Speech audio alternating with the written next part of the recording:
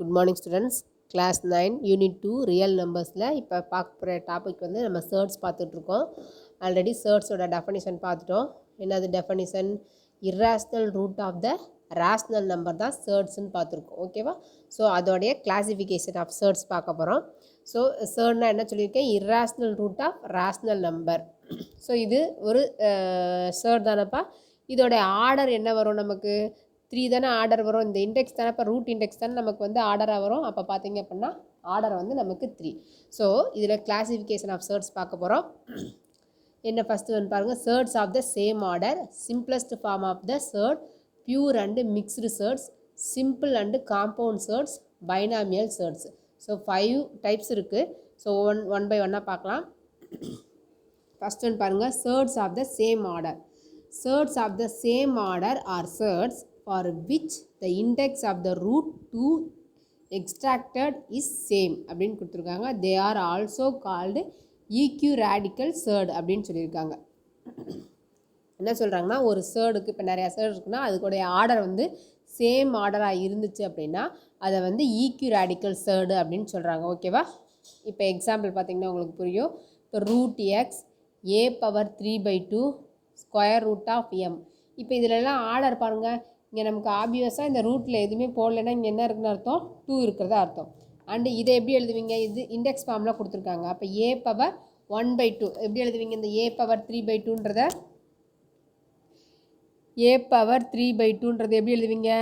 A power 1/2 the whole power 3ன்னு எழுதுவீங்களா? அப்போ a power 1/2னா என்ன அர்த்தம்? இதுக்கு ஆர்டர் என்னப்பா நமக்கு? இது ஸ்கொயர் ரூட் ஆஃப் ஏ எப்படி எழுதுவீங்க? இதை square root of A the whole power 3ன்னு எழுதுவீங்களா? ஸோ அப்போ தான் உங்களுக்கு என்ன ஆகும்? இதை A power 1/2 the whole power 3 A power M the whole power என்னன்ற ஃபார்மேட்டில் எழுதும்போது ஏ பவர் 3/2ன்னு வரும். அப்போ இதுக்கு ஆர்டர் என்னப்பா சொல்லுவீங்க? 2 தானேப்பா சொல்லுவீங்க.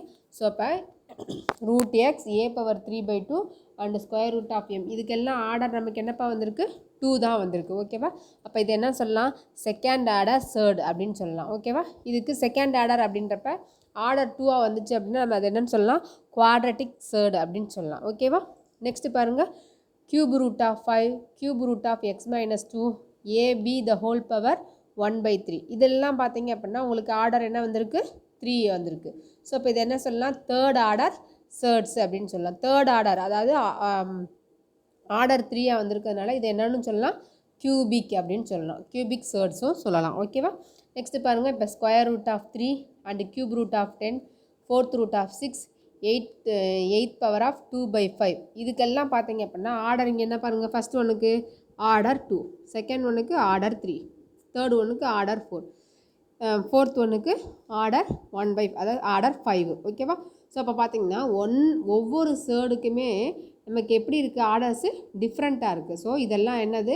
டிஃப்ரெண்ட் ஆர்டர்ஸாக இருக்கக்கூடிய சர்ட்ஸ். ஓகேவா? Or surds of the different order. புரிஞ்சுதா? ஸோ இப்போ ஆர்டரை பற்றி பேசுகிறதுனால நம்ம 1 by 1 செகண்ட் ஆர்டராக இருந்தால் என்ன, தேர்ட் ஆர்டராக இருந்தால் என்ன, ஃபிஃப்த் ஆர்டர் அதாவது டிஃப்ரெண்ட் ஆர்டராக இருந்தால் என்ன அப்படின்றது தான் பார்த்துட்ருக்கோம். ஓகேவா? நெக்ஸ்ட் செகண்ட் ஒன் பாருங்கள், simplest form of surd. Simplest form of surd அப்படின்னா என்னென்னா, a surd is said to be a in simplest form when it is expressed as the product of rational factor and an irrational factor அப்படின்னு சொல்கிறாங்க. ஓகேவா? என்ன சொல்கிறாங்க அப்படின்னா, surd ஒரு simplest form of த சர்ட்னா எப்படி இருக்கணும் அப்படின்னா, when it is expressed as the product of rational factor and an irrational factor அப்படி இருக்கிற மாதிரி இருந்தால் தான் அது simplest form of the surd அப்படின்னு சொல்கிறாங்க.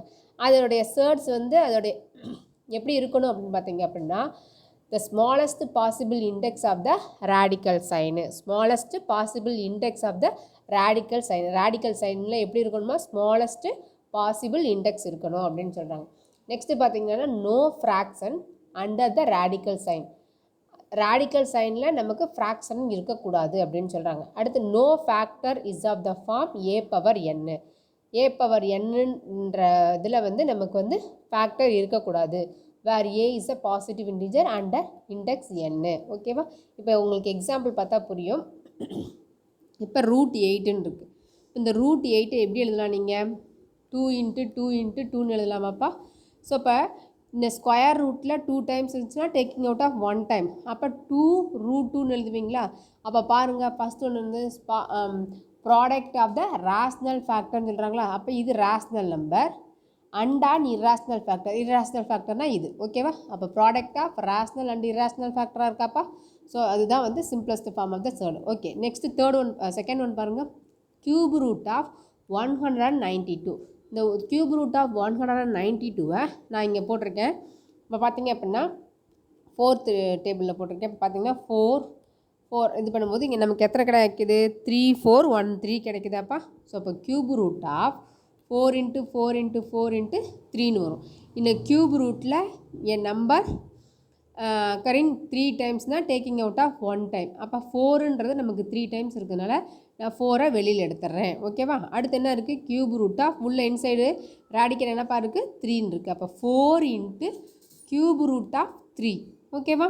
அப்போ இந்த 4ன்றது ரேஷ்னல் நம்பர், இதுன்றது இர்ராஷ்னல் ஃபேக்டர், ஓகேவா? அப்போ இந்த product of rational factor and irrational ஃபேக்டராக வருதாப்பா. நெக்ஸ்ட் தேர்ட் ஒன் பாருங்கள். 4th root of 64. இந்த 4th ரூட் ஆஃப் 64க்கு நான் ப்ரைம் ஃபேக்டர் போட்டிருக்கேன் 2ஆல். அப்போ பார்த்தீங்க அப்படின்னா 2 எத்தனை டைம்ஸ் வருது? 6 டைம்ஸ் வருது.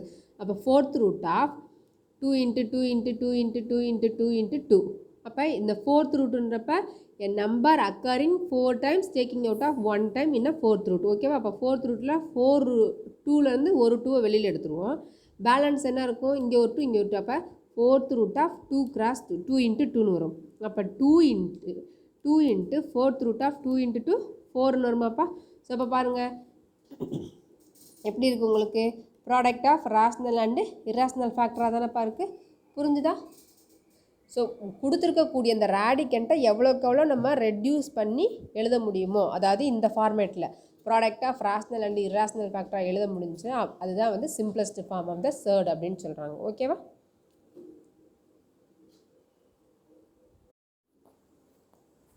தேர்ட் ஒன் பாருங்கள், pure and mixed chaired.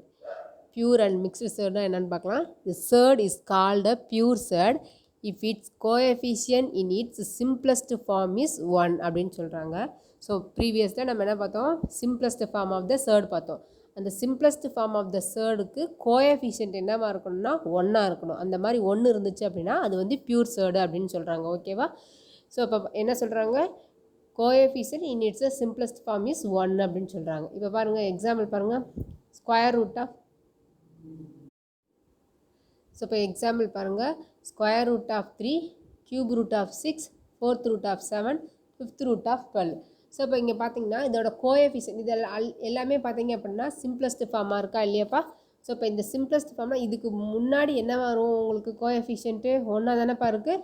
So இதோட சிம்பிளஸ்ட் ஃபார்ம் வந்து நமக்கு 1, சிம்பிளஸ்ட் ஃபார்மோடைய கோஎஃபிஷியன்ட் வந்து 1 இருந்துச்சு அப்படின்னா that is called a pure surd அப்படின்னு சொல்கிறாங்க.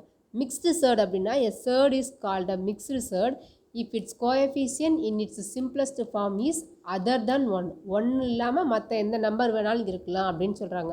அந்த மாதிரி இருந்துச்சுன்னா அது வந்து மிக்ஸ்டு சேர்ட் அப்படின்னு சொல்கிறாங்க. இப்போ எக்ஸாம்பிள் பாருங்கள். 5 square root of 3, 2 × 4th root of 5, 3 × cube root of 6. இப்போ இங்கே இதுக்கெலாம் கோஎஃபிஷியன்ட் என்னப்பா இருக்குது? 5 2 3 இருக்காப்பா.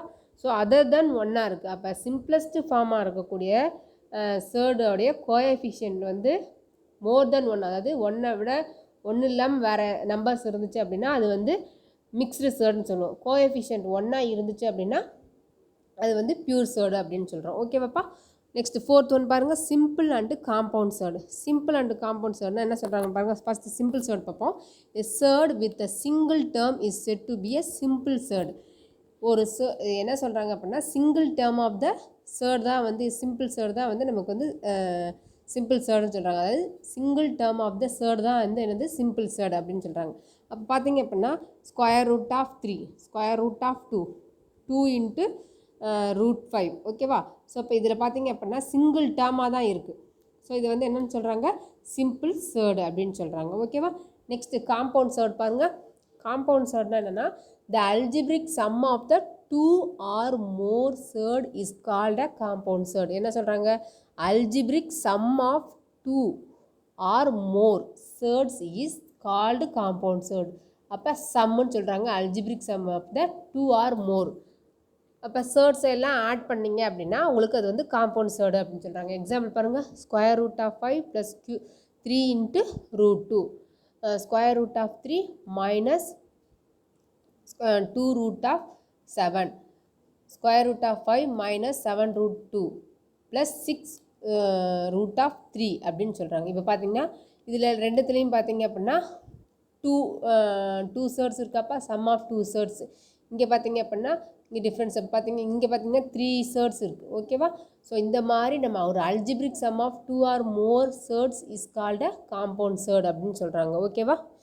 நெக்ஸ்ட்டு பாருங்கள், பைனாமியல் சேர்ட் அப்படின்னா என்னென்னா, a binomial surd is an algebraic sum or difference.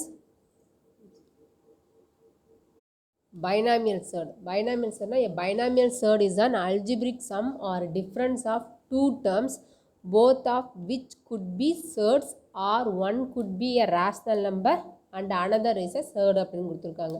என்ன சொல்கிறாங்கன்னா, பைனாமியல் சேர்டுன்றது ஒரு அல்ஜிப்ரிக் சம்மாவோ ஒரு டிஃப்ரென்ஸாவோ இருக்கலாம், ஆஃப் டூ டேர்ம்ஸ் போத் எப்படி இருக்குன்னா, ரெண்டு டேர்மே உங்களுக்கு விச் குட் பி எ சேர்டாக இருக்கலாம், or one could be a rational number and another வந்து சேர்டாக இருக்கலாம் அப்படின்னு சொல்கிறாங்க.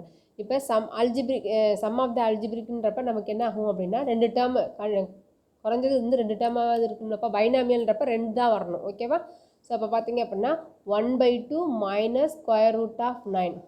ஓகேவா? இது இந்த 1/2ன்றது என்னதுப்பா, ரேஷ்னல் நம்பர். இது பார்த்தீங்க அப்படின்னா சேர்டாக இருக்குது. ஸோ செகண்ட் கண்டிஷனில் one could B rational number and another வந்து சேர்டுன்னு கொடுத்துருக்காங்க. அப்போ ஒரு ரேஷ்னலாகவும் இருக்கலாம், இன்னொன்று சேர்டாக இருக்கலாம், அந்த மாதிரி இருக்கலாம் அப்படின்னு சொல்லியிருக்காங்க. நெக்ஸ்ட்டு பாருங்கள், 5 + 3 root 2. இப்போ பார்த்தீங்கன்னா இந்த 5ன்றது ரேஷ்னல், 3 root 2ன்றது சேர்டாக இருக்குது. நெக்ஸ்ட் பாருங்கள், ரெண்டுமே சேர்டாக இருக்கலாம்னு சொல்லியிருக்காங்க. அப்போ வந்து square root of 3 minus 2 square root of 7. இப்போ இதில் ரெண்டுத்துலேயுமே வந்து நமக்கு ரூட் 3யும் சேர்ட் தான், 2 root 7ம் வந்து சேர்ட் தான். ஓகேவா? நெக்ஸ்ட் பாருங்கள், 8 மைனஸ் ரூட் 6. 8ன்றது ரேஷ்னல், ரூட் 6ன்றது வந்து உங்களுக்கு சேர்டு. ஓகேவா? புரிஞ்சுதா? ஸோ இப்போ கிளாசிஃபிகேஷன் ஆஃப் சேர்ட்ஸ் என்ன பார்த்துருக்கோம்? Simplest, same order and simplest form, pure and mixed surd, simple and compound surd, binomial surds. ஓகேவா? Based on the orders and இதை வச்சு தான் நம்ம பார்த்துட்ருக்கோம். ஓகேவா? Thank you students. ஸோ இப்போ 1/2 minus root 19, 5 + 3 root 2, root 3 minus 2 root 7, 8 minus root 6ன்றது தான் வந்து பைனாமியல் சேர்ட். ஓகேவா? ஃபஸ்ட்டில் வந்து 9 போட்டேன், சாரி இது வந்து ரூட் 19. ஓகேவா?